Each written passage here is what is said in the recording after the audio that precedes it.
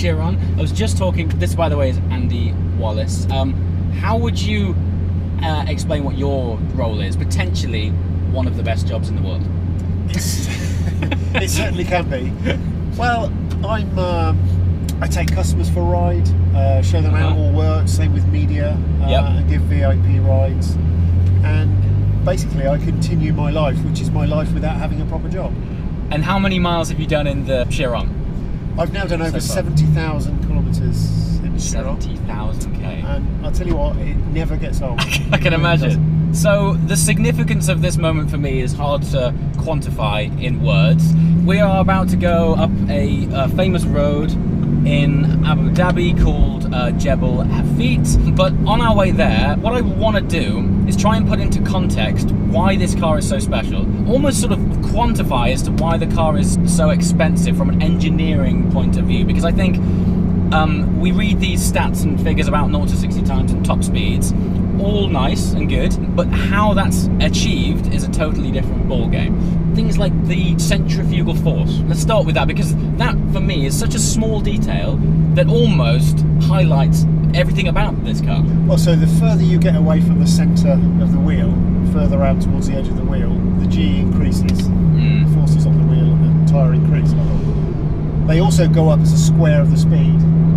Right. So at 420, which is our electronically limited top speed, the valve cap, which weighs 2.5 grams, is subjected to 3,000 times gravity, so it weighs 7.5 kilos, trying to escape from the centre line of the tyre, or the centre of the wheel. The temperature and pressure sensor weighs 44 grams, which by the way is a very lightweight one. I'm sure it is, yeah. And with the forces acting on that, that's 132 kilos. 132 kilos. And that obviously, when you're going that kind of speed, it's very important that those things work. I understand from when they did the early testing that we were using a fairly standard temperature and pressure sensor that is used in most normal cars. Okay. And on Michelin's rig, we were finding that actually they were snapping loose.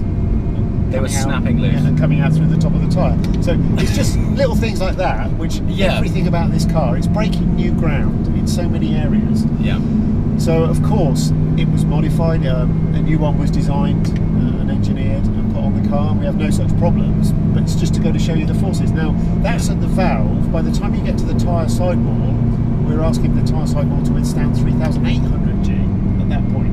And this is at the limited 420. It's like, but you're saying these figures as if it's just like, 3,800. Like that's like unfathomable force. It's just ridiculous. It really is, yeah. Well, and this is why, of course, when you see a car going for the world land speed record, they use solid metal discs and not tyres, for this reason.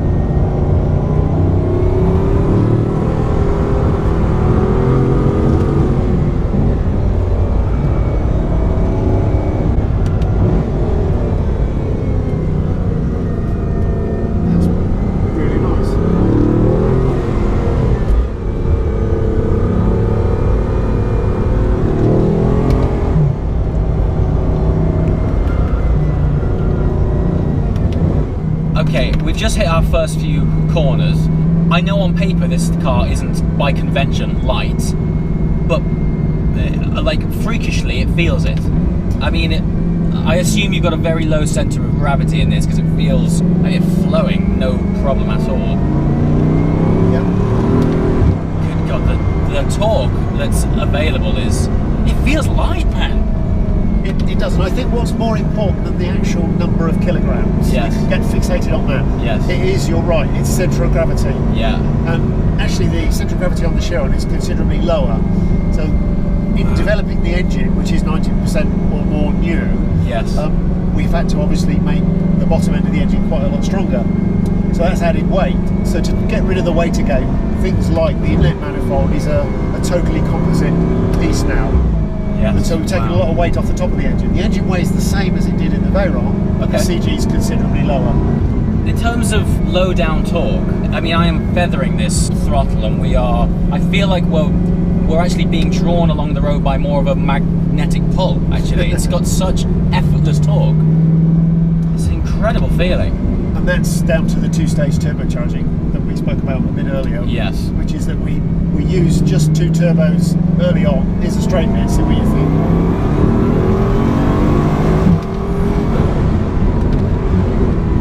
Right. It's astonishing, really. It's astonishing. Yeah, it's shouldn't be legal. What a piece of kit. But yeah, with the two-stage turbocharging, you actually force all the exhaust gases from the 16 cylinders through only 2 turbochargers in the low RPM range, and they spin up very quickly. And then you let the other 2 join the party later on. Wow. And the result is max torque from 2,000 to 6,000. The brakes are, like, again, everything about this thing, I know it shouldn't be, but everything about it's surprising. It really is.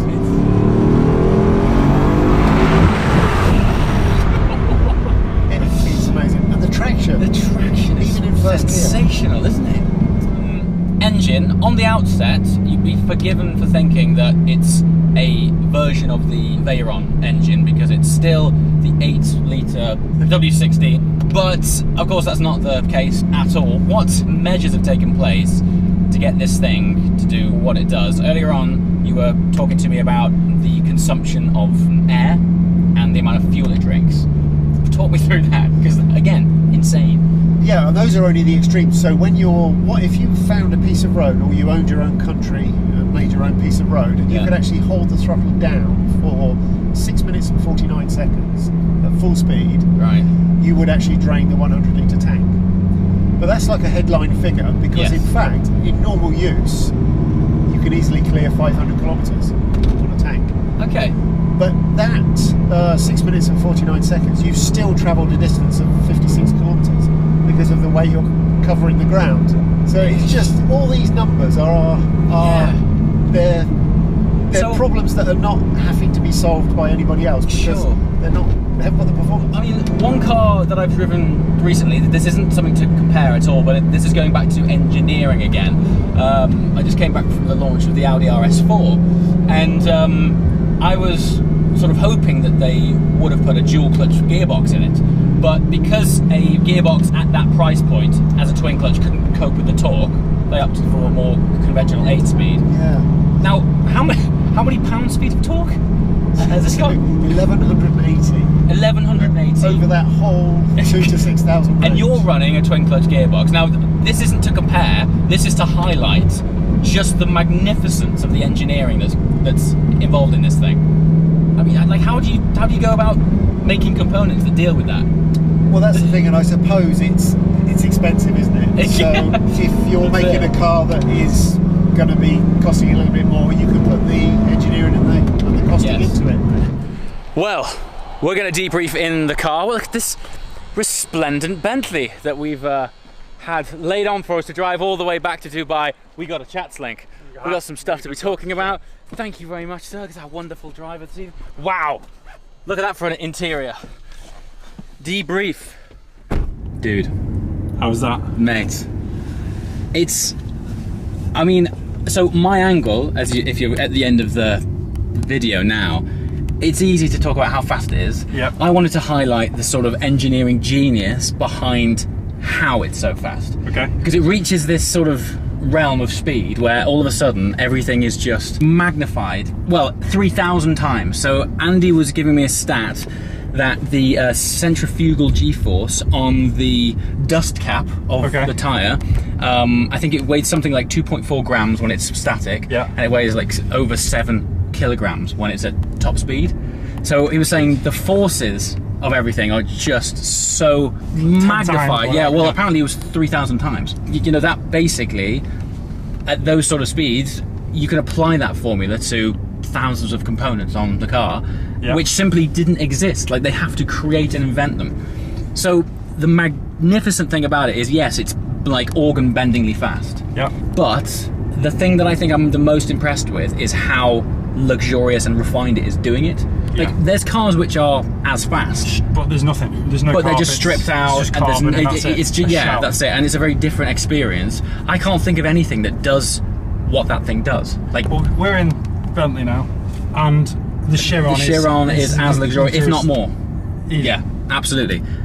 Which kind of says it all, really, doesn't it? It feels like you're in this, but it drives.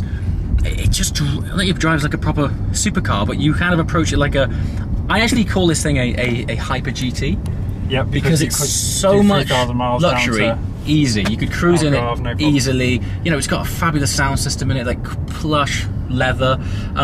They weren't in the game to save weight. It's big. It's big. Yeah. It's like a big car. Before, I'm tall, and I got in it, and there's plenty of room in it. The way it puts down traction, like flat in first, it just squats and goes, and that is deploying savage amounts of torque. 1500 brake horsepower. 1500 brake horsepower, and it just goes, and the rate at which it covers ground is quite scary. How was the braking compared to what you thought? Much when that better. air brake comes up, it's like throwing a parachute out behind you. It's brilliant. It looks you fantastic. Anchor on first, and obviously the brakes take the first hit, but then when the air brake comes off, there is this like surge of a sort of depletion of energy upon this brake coming up, and it sheds off so much speed, and obviously it has to. And it looks cool. And it looks amazing. It looks yeah, I mean, this year has been ridiculous, but to be able to finish it with a Chiron, I hope you guys have basically appreciated the content over the last 12 months. And hopefully it comes across on the tracking shots and some of the things we've done. The road that we've done it on. Yeah, amazing. So those tracking shots is brilliant. I wish I'd have filmed you actually, because you were literally hanging out the boot of a car trying to get those shots. So thank Adam for those beautiful shots. Comments below. This is a Christmas special, so Merry Christmas and Happy New Year. And yeah, I'd love to hear from you in the comments below. Hand clap symbols for a round of applause for Adam getting some great tracking shots. And yeah, who knows what 2018 will bring, but we have some stuff in the pipeline, and I have a feeling it's going to be quite epic. What a day. See you soon. Ciao.